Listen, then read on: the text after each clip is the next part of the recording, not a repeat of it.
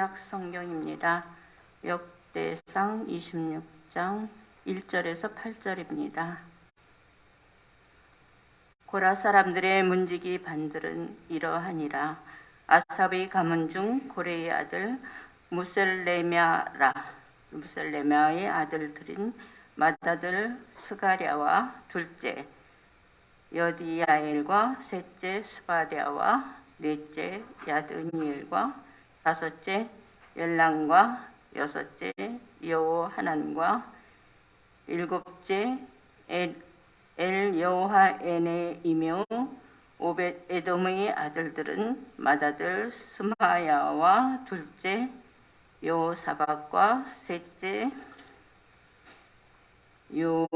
요아와 넷째 사갈과 다섯째 느다넬과 여섯째 암미엘과 일곱째 이사갈과 여덟째 볼레데이니. 이는 하나님이 오벳에돔에서에게 복을 주셨습니다. 그의 아들 스마야도 두어 아들을 낳았으니 그들의 조상의 가문을 다스리는 자요 큰 용사라. 스마야의 아들들은 오드니와 르바엘과 오벳과 엘사밧이며 엘사밧의 형제 엘리후와 스마갸는 능력이 있는 자이니 이는 다 오벳에돔의 자손이라. 그들과 그의 아들들과 그의 형제들은 다 능력이 있어 그 직무를 잘하는 자이니 오벳에돔에게서 난 자가 62명이며. 이것은 하나님의 말씀입니다. 아멘. 다윗이 들고 솔로몬에게 왕위를 물려주었습니다. 죽기 전에 성전을 건축하려고 준비해 두었던 재료들을 솔로몬에게 넘겨주었습니다. 다듬은 돌과 또 못으로 쓸 철과 헤아릴 수 없는 놋, 금 10만 달란트, 은 100만 달란트입니다. 또 석수와 목수와 온갖 일에 익숙한 장인까지 준비해 두었습니다. 그리고 모세 성막에 있는 언약궤, 메노라 촛대, 분향단, 떡상, 그리고 휘장, 이런 기물까지 보관한 것으로 보입니다. 성전에 쓸 건축 재료와 일꾼들뿐만이 아닙니다. 다윗은 성전에서 일을 할 사람들까지 준비해 두었습니다. 그 명단이 역대상 23장부터 26장까지입니다. 모든 4장에 걸쳐 그 명단을 세세하게 기록해 두었습니다. 역대상 23장 3절을 보면 레위 사람 30세 이상의 남자가 38,000명입니다. 그 중에 24,000명은 여호와의 성전에서 일을 맡았습니다. 6,000명은 관원과 재판관입니다. 나머지 8,000명은 문지기 4,000명이고 찬양대가 4,000명입니다. 역대상 23장 5절에 보면 4,000명은 문지기요 4,000명은 그가 여호와께 찬송을 드리기 위하여 만든 악기로 찬송하는 자들이라. 그 규모가 엄청나죠? 문지기는 돌아가면서 24시간 성전을 지켰습니다. 찬양대도 24시간 24조로 나눠가지고 돌아가면서 예배와 찬송이 끊어지지 않게 했어요. 특히 본문의 1절을 보면 다윗은 성전 문지기로 고라 사람들로 채웠습니다. 고라는 레위의 둘째 아들 고핫의 손자입니다. 모세와 아론에게 대적하다가 저주를 받은 인물이죠. 땅이 쫙 갈라지면서 고라와 그에 속한 사람과 재물이 다 거기 삼켜졌습니다. 그러나 이때 살아남은 후손들이 성전 봉사에 참여하게 되는 거죠. 놀랍죠? 다윗의 인사발탁이 대단하다 하는 생각이 들어요. 그 중에 눈에 띄는 사람이 있습니다. 바로 4절에 나오는 오벳에돔입니다. 오벳에돔은 얼떨결에 언약궤를 집에 모셨다가 복을 받은 사람입니다. 법궤는 성막 안에서도 가장 거룩한 지성소 안에 두어야 합니다. 그런데 법궤를 전쟁 승리의 부적처럼 여기고 쓰려고 했다가 빼앗겼죠. 블레셋과 아벡에서 전투를 할 때 엘리 제사장의 두 아들 홈리와 비느하스가 이 법궤를 실로에서 전쟁터로 옮겨왔습니다. 하지만 기대와는 달리 블레셋과의 전투에서 패하고 법궤를 빼앗겼죠. 이 법궤는 조각목으로 짠 작은 나무 상자입니다. 조각목은 아주 척박한 땅, 광야에서 자랐기 때문에 아주 딱딱하고 비틀려 있습니다. 하나님은 그런 조각목을 이용해서 성막에 쓰이는 모든 기물들, 특히 이런 법궤, 그리고 떡상, 또 분향단 이런 걸 만들 때 조각목을 쓰게 하셨죠. 길이가 110cm이고 또 너비와 높이가 68cm입니다. 길이가 2규빗 반, 넓이와 높이가 1규빗 반이라고 그랬죠. 그러니까 한 규빗이 팔꿈치에서 요 손끝까지 한 45cm로 보면 한 길이가 한 110m니까 한 이 정도밖에 되지 않은, 사실 그렇게 크지 않은 상자입니다. 그러나 안팎을 순금으로 다 쌌습니다. 돌아가면서 금태를 둘렀습니다. 뚜껑에는 순금으로 만든 두 천사가 날개를 펴고 마주보고 있습니다. 블레셋 사람들 눈에는 법궤가 그저 보물로 보였죠. 하지만 법궤를 둔 블레셋 지역에 재앙이 내렸습니다. 아스돗의 다곤 신전에도 두었는데 다곤 신상이 그 다음 아침에 다 꼬꾸라져 있고 목이 부러지고 동강이 났습니다. 그리고 아스돗 주민들에게 독종이 생겼죠. 그래서 이 법궤를 다시 가드 지역으로 옮겼습니다. 거기에 옮겨서도 더 큰 환란과 독종이 내렸어요. 다시 에그론으로 옮겼습니다. 에그론 주민들은 소문을 듣고 이 법궤를 자기 마을로 드리는 것을 반대했어요. 그래도 뭐 할 수 없이 에그론으로 들어왔는데 아니나 다를까 에그론에도 재앙과 죽음을 피할 수 없었습니다. 이렇게 블레셋에서 7개월 동안 머물렀던 법궤는 암소가 끄는 수레에 실려서 벳세메스로 돌려보내졌습니다. 이제 벳세메스는 이스라엘 지역이에요.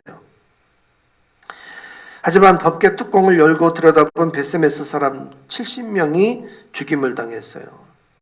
하나님의 거룩한 법궤가 그만 애물단지가 되고 말았습니다.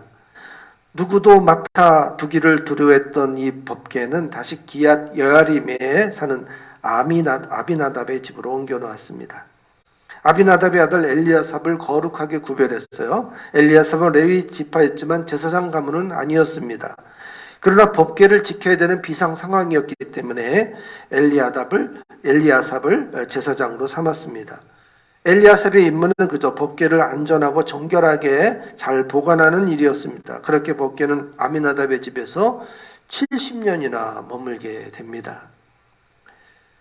이제 다윗이 왕이 되었습니다. 다윗은 제일 먼저 오랫동안 방치된 이 법궤를 찾아오려고 했습니다. 다윗은 새 수레를 마련하고 악사들을 동원했습니다. 법궤를 모시려니 들떴습니다. 여러 가지 악기 연주로 흥을 돋우었습니다. 수금과 비파, 양금, 소고, 제금으로 찬양을 했습니다. 법궤를 보관했던 아미나답의 두 아들이 수레를 몰았습니다. 아호는 앞에서 끌고 우사는 뒤를 따랐습니다. 그런데 나곤의 타작마당에 이르렀을 때 갑자기 이 수레를 끌던 소들이 뛰었어요. 법궤가 덜컹거리자 우사가 붙들었습니다. 그때 우사가 그 자리에서 즉사하고 말았습니다. 그 순간 모든 악기 소리가 중단되었어요. 노래하고 춤추던 왕과 백성들이 조용해졌습니다. 갑분싸라고 그러죠. 갑자기 분위기가 싸해졌어요. 다윗은 두려움에 법궤 옮기기를 멈췄습니다. 다윗은 다시 오벳에돔의 집으로 옮겼습니다. 오벳에돔도 제사장은 아니었지만 레위 사람으로 얼떨결에 또 이 법궤를 맡게 되었습니다. 이제까지 법궤를 든 곳은 모두 재앙을 당했어요. 별탈 없이 70년 동안이나 법궤를 잘 모시고 있던 아비나답도 결국은 법궤를 옮기다가 아들 우사가 죽고 말았죠.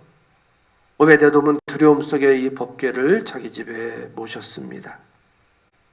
이 법궤가 참 희한한 물건입니다. 거룩한 지성소에 있어야 될 법궤가 엉뚱하게 지금 자기 집에 모셔져 있는 거죠. 함부로 만져서도 안 돼요. 또 사실은 만지는 것뿐 아니라 쳐다봐도 안 되는 것입니다. 왜냐하면 법궤 뚜껑이니 속죄소, 하나님이 임재의 상징이기 때문이에요. 하나님이 임재하셔서 그 발을 두는 곳이다라고 하는 장소가 바로 속죄소입니다. 누구든지 하나님을 만나면 죽죠. 하나님을 바로 쳐다봐도 죽습니다. 다만 예외로 모세만 하나님을 배울 수 있었죠. 지성소 안에다가 두고 1년에 한 번 대제사장이 대속죄일 때 피 뿌리는 의식을 행하기 위해서 지성소 안에 들어갔어요. 평시에는 법궤는 성막 안에, 그것도 다시 휘장으로 가려진 거룩한 장소인 지성소에 가려져 있어야만 하는 물건이죠. 그런데 이렇게 거룩한 법궤가 오랫동안 발가벗겨진 채로 그런 듯이 방치되고 있었습니다. 자그마치 70년입니다. 계산해봤어요. 블레셋 땅에 7개월이 있었어요. 그리고 미스바 광장에 이제 사무엘이 이스라엘 백성들을 모았을 때, 그때 이제 블레셋이 쳐들어왔기 때문이죠. 근데 그때 그 윗구절에 보면은 이 아미나답의 집에 법궤가 있은 지 20년이 되었다고 하는 구절이 나와요. 20년이 된 거죠. 그리고 이제 몇 개월 후에 사울을 왕으로 세웁니다. 사울 왕이 40년 통치를 했어요. 사울 왕은 법궤 찾아온 일에는 도무지 관심이 없었습니다. 사울 왕이 죽고 나서 다윗이 헤브론 지역의 왕이 되어 7년 6개월 통치합니다. 그리고 이제 통일왕국의 왕이 되죠. 그리고 이제 법궤를 찾아오려고 하다가 그만 우사가 죽고 나니까 그 법궤를 오베데돔의 집에 둬요. 3개월이 있었습니다. 이거 다 더해보니까 7개월, 처음에 블레셋 7개월, 그 다음에 미스바 광장 전까지 20년, 그 다음에 사울왕의 통치 40년, 뭐에 그러면 60년 7개월이죠. 그리고 사울왕으로 세워지기 미스바하고 이제 사울왕 통치 사이에 몇 개월 또 끼어 있는 거예요. 그러니까 60년 7개월에서 61년 한 뭐 4개월 이 정도 계산할 수 있어요. 그 다음에 이제 다윗이 7년 6개월 헤브론 통치 기간 더하고 오베데돔에 3개월 더하고 이렇게 하면 69년 1개월인데 성경에 나오지 않은 사울왕이 즉위할 때까지 몇 개월 더하면 거의 70년 되는 거죠. 제가 이거 계산하느라고 아주 성경 여기저기 들여다보면서 많은 연구했습니다. 오베데돔은 법궤를 딱 3개월 모셨어요. 그런데 놀랍게도 오베데돔과 그의 온 집이 복을 받았어요. 사무엘하 6장 11절에 여호와의 교회가 가드 사람 오베데돔의 집에 석 달 있었는데 여호와께서 오베데돔과 그의 온 집에 복을 주시니라. 이거 제가 2019년 신년 예배 때 이 본문 갖고 설교했어요.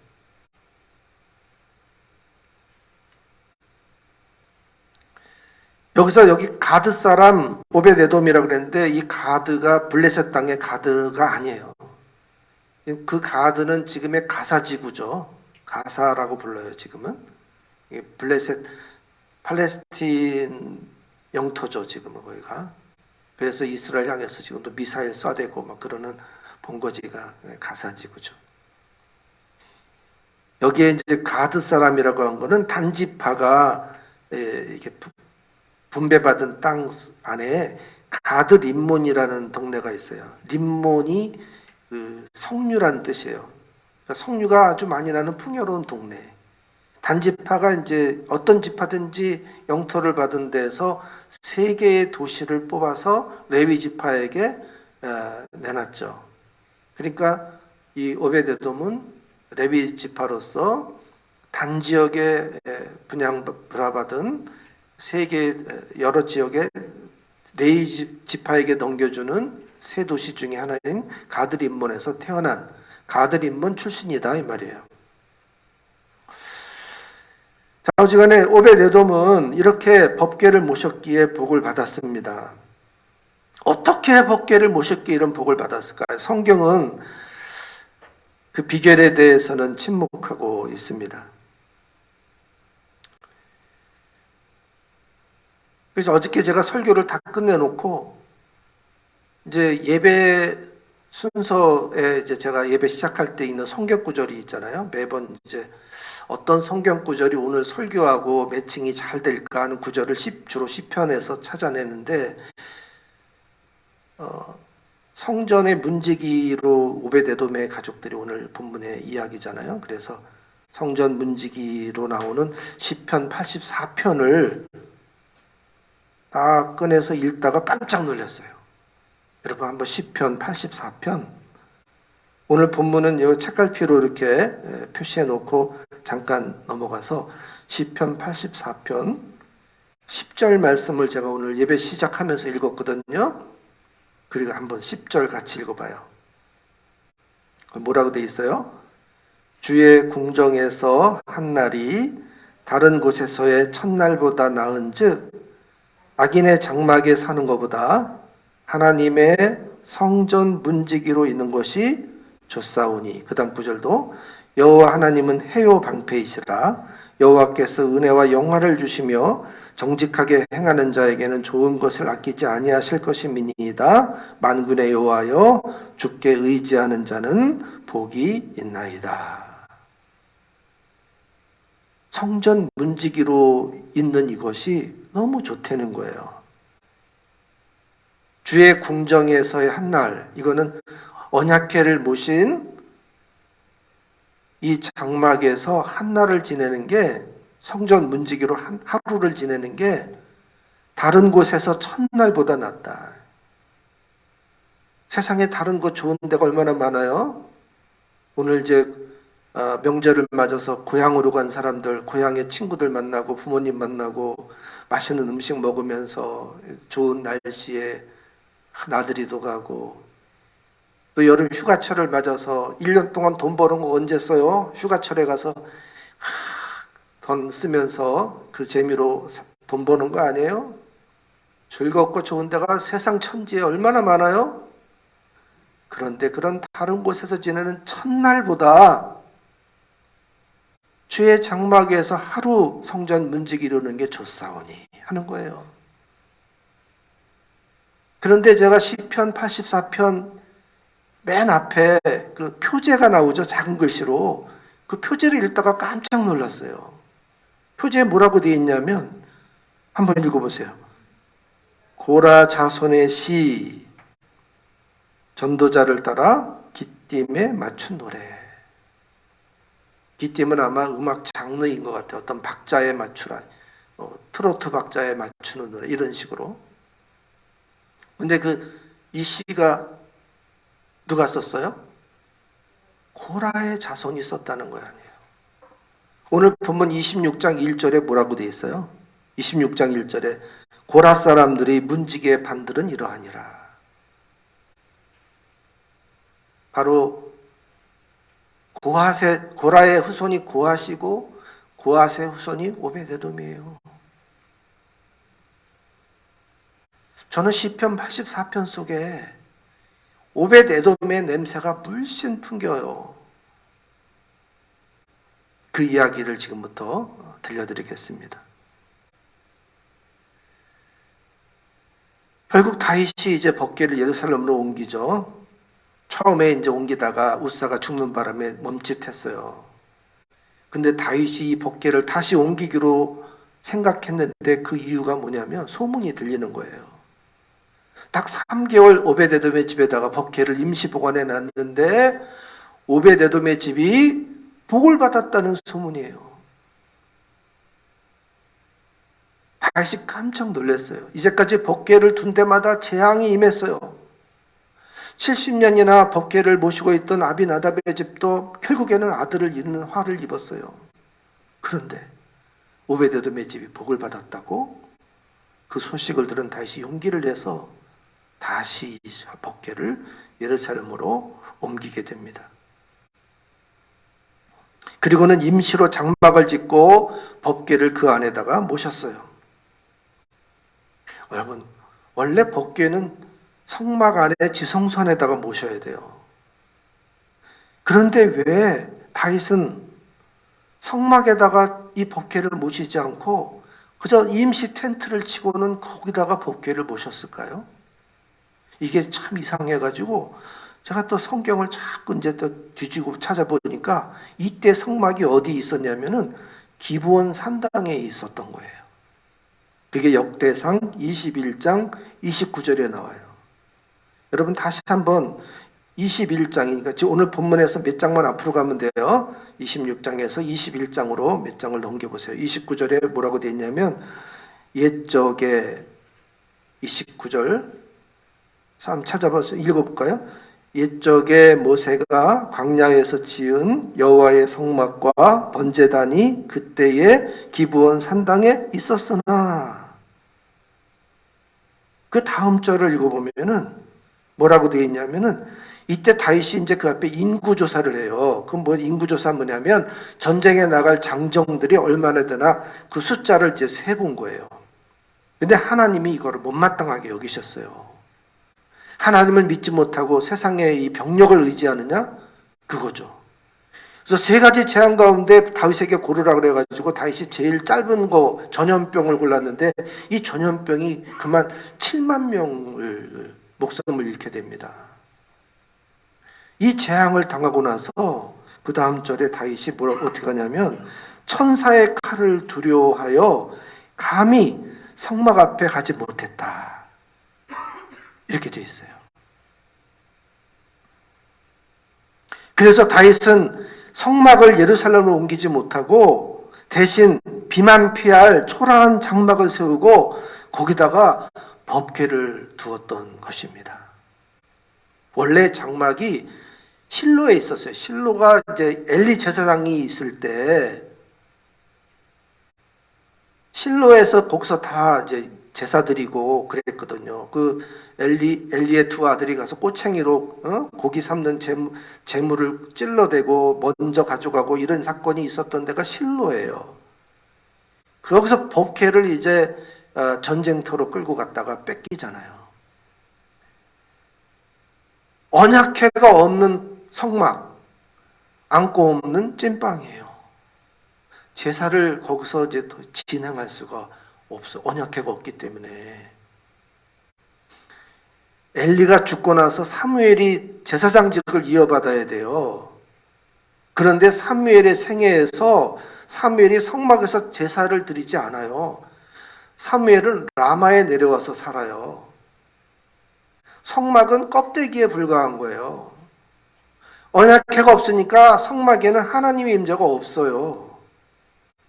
제사도 필요가 없는 거예요.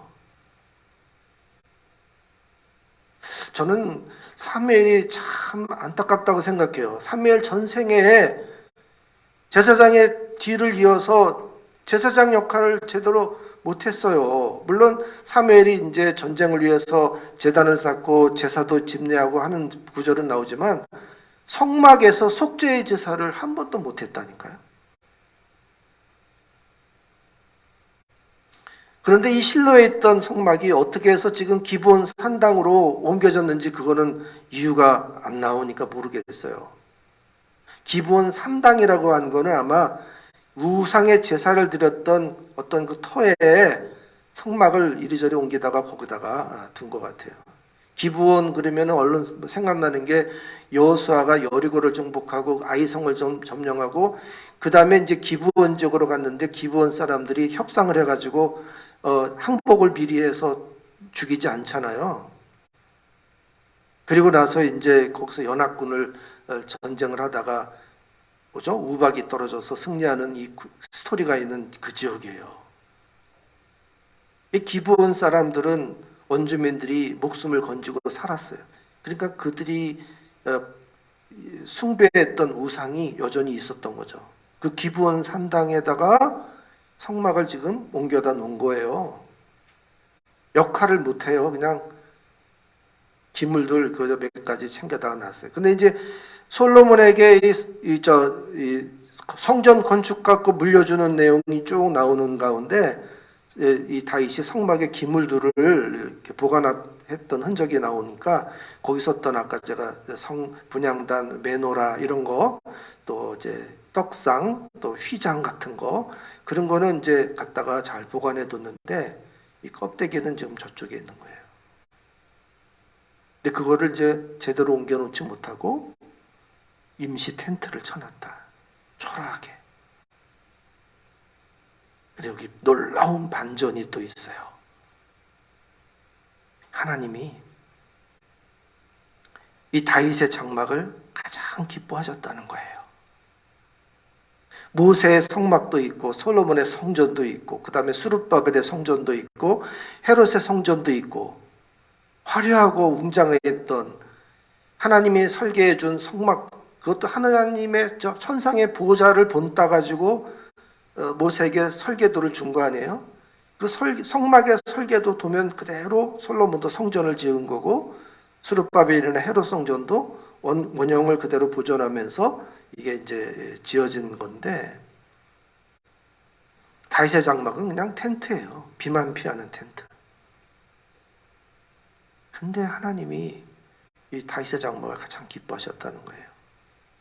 그 이야기는 다음 주에 설교할 거예요. 오늘 설교는 그 설교의 예고편, 전초전으로 오베데돔이 어떻게 복을 받았는가를 말씀하고 있어요. 그러니까 오늘 설교는 이 다윗의 장막을 설계하기 위한 예비 설교예요. 다윗이 왜 복을 받았는지가, 그 이유가 오늘 오베데돔의 이야기 속에서도 그 원리가 담겨 있거든요. 굉장히 중요한 이야기예요.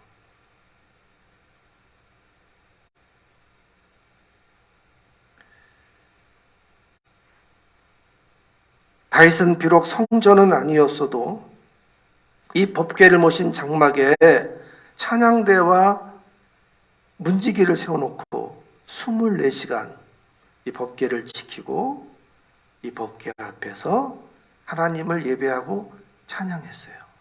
하나님 이걸 제일 기뻐하셨다는 거죠.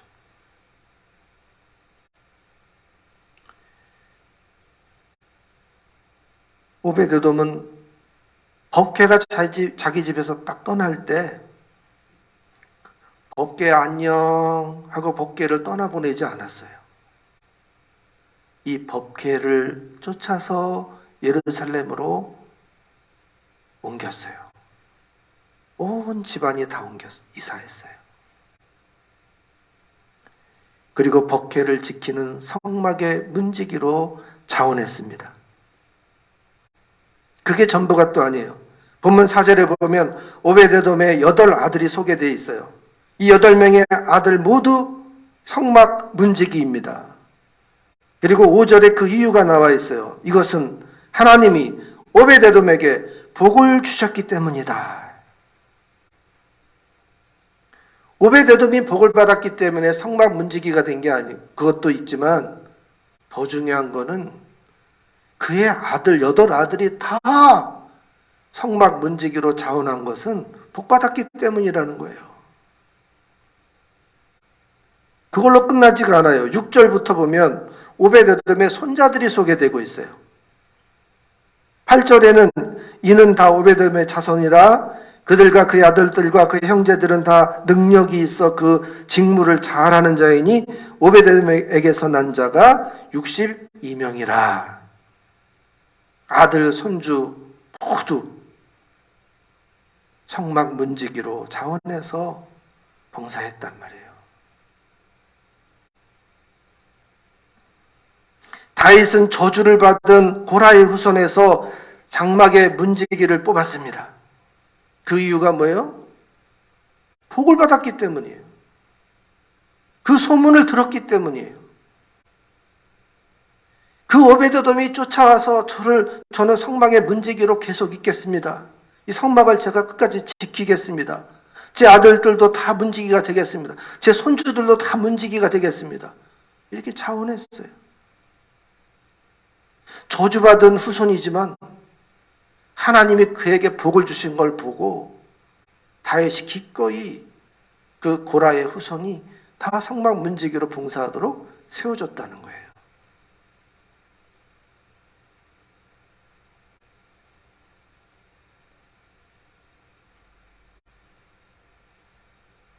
오베데돔은 딱 3달 법궤를 모셨어요.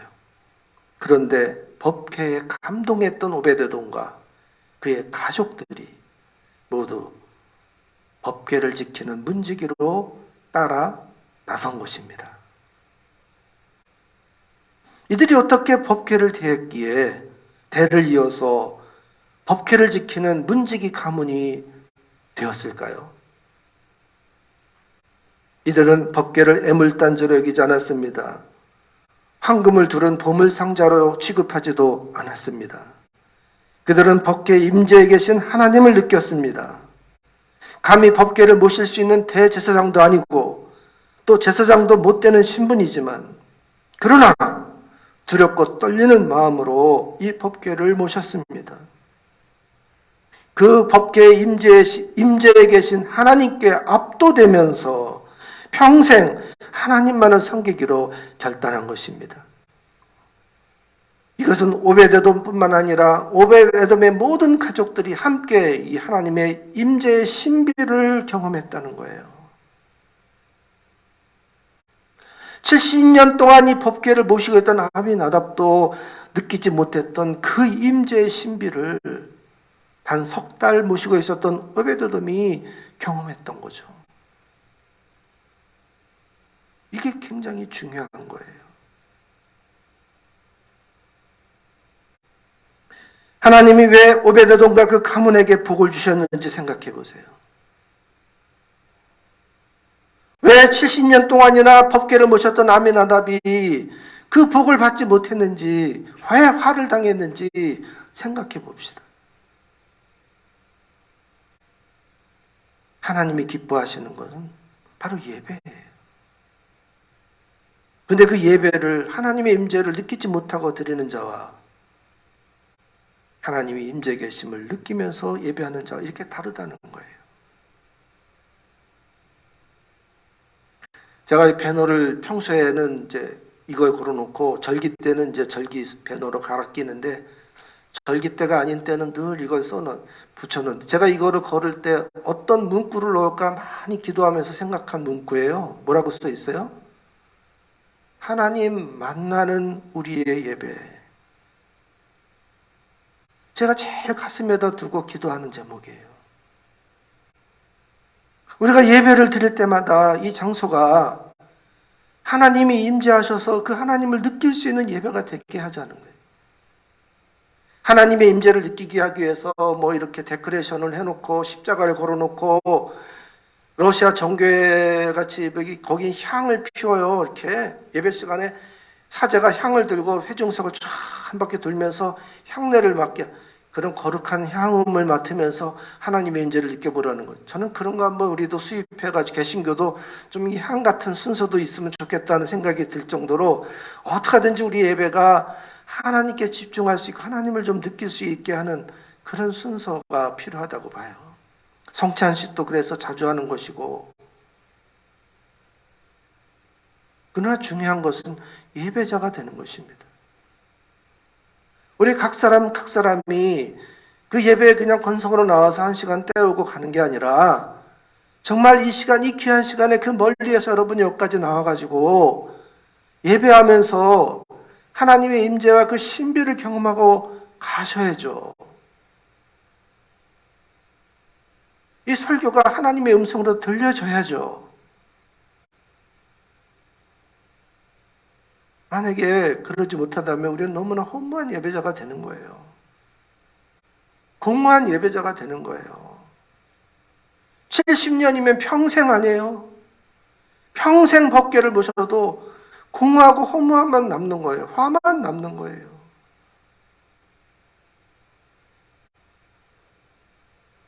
여기에 진짜 하나님 우리와 함께 계시다는 거예요.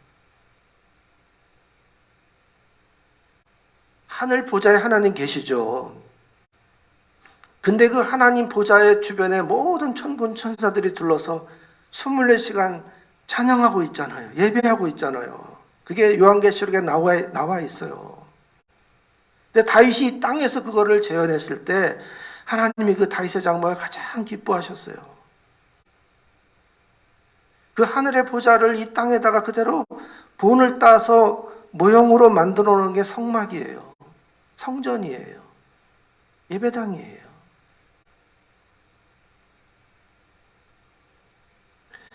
법궤를 대하는 그 마음과 태도에 그 해답이 있는 것입니다. 우리의 예배에 하나님의 임재를 느끼는 것이 이렇게 중요합니다. 이것이 바로 우리가 올바른 예배자가 되어야 되는 이유입니다.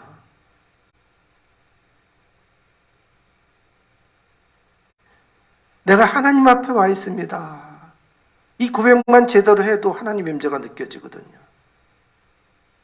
예배당에 들어와서 그저 뭐 사람들 둘러보고 인사하고 뭐 이런 번잡한 거 말고 그냥 정말 하나님께 딱 집중해. 하나님 앞에 제가 왔습니다.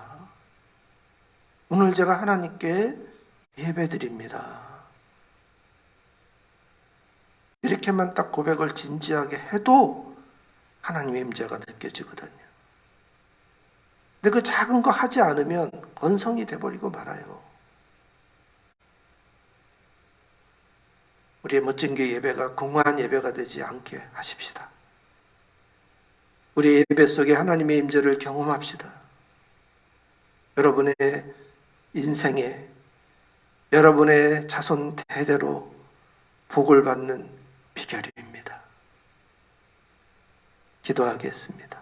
하나님, 오베데돔이 법궤를 떠나보내지 않고 그 법궤를 쫓아서 장막의 문지기로 성전의 문지기로 대대로 섬겼습니다. 3개월 동안 법궤를 모시면서 그 영적인 짜릿한 신비를 맛보았기 때문입니다. 그래서 주의 궁정의 한 날이 다른 곳에서의 첫날보다 낫다고, 내가 성전 문지기로 하는 게 이렇게 좋다고 고백하고 찬양했습니다. 오늘 우리도 오베데돔처럼 예배 속에 임재하신 하나님을 경험하고 예배하는 예배자가 되려고 합니다. 이 영적인 신비가, 하나님의 임재의 그 강력한 느낌이 예배 드릴 때마다 저희들에게 임하여 주시옵소서. 예수 그리스도 이름으로 기도드리옵나이다. 아멘.